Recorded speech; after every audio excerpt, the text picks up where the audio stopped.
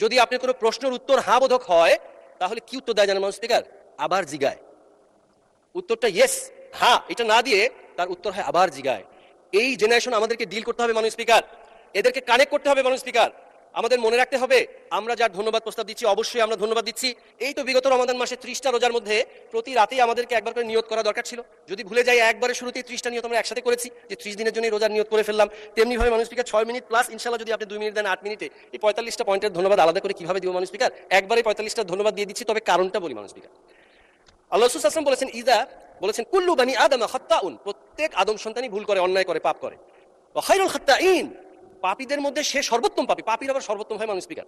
দেখুন কেন হয়? আত-তাওয়াবুন, যারা তওবা করে। এমনও দেখেছি যে নির্দিষ্ট দায়িত্বে গেলে নাকি আপনার পা ছুঁয়ে সালাম করার সৌভাগ্যটা আর হবে না, এই ব্যাপারে আফসোস করা থেকে একজন মহানুভব ব্যক্তি আল্লাহ তাকে তওবার সুযোগ করে দিলেন, নসিব হলো। তিনি বুঝতে পারলেন যে একজন ফ্যাসিস্ট ছিল। এই ফ্যাসিজমটা যে বুঝতে পেরেছেন, এই কারণে ধরে নিচ্ছি তওবা নসিব হয়েছে, আল্লাহুম্মা আমিন। এই